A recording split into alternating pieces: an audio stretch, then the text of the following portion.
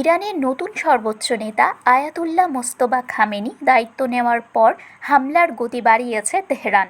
ব্যবহার করছে আগের চেয়ে ভয়ঙ্কর ও বিধ্বংসী ক্ষেপণাস্ত্র। দফায় দফায় প্রতিশোধমূলক হামলা চালিয়ে যাচ্ছে গণহত্যাকারী ইসরায়েলে। এরই মধ্যে যুদ্ধ থেকে পালানোর রাস্তা খুঁজতে শুরু করেছে তেল আবিব।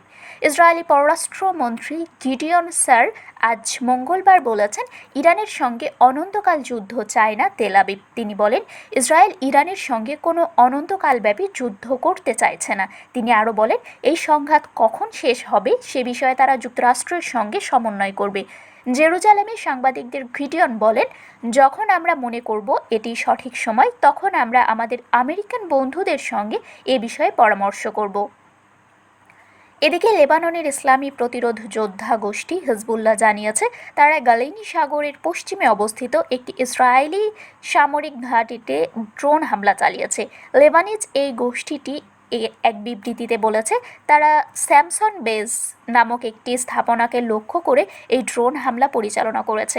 এর আগে গত 28 ফেব্রুয়ারি গণহত্যাকারী ইসরায়েল ও তাদের সহযোগী যুক্তরাষ্ট্র যৌথভাবে ইরানি আগ্রাসন শুরু করলে 2 মার্চ এই যুদ্ধে জড়িয়ে পড়ে লেবানন। যদিও এর আগে থেকেই দেশটিতে হামলা চালিয়ে আসছিল ইসরায়েলি সেনারা, তখন কড়া প্রতিক্রিয়া না জানালেও ইরানের সমর্থনে পাল্টা জবাব দেওয়া শুরু করে হিজবুল্লাহ। সূত্র Al Jazeera. Sharmin Shimu, Barendra television.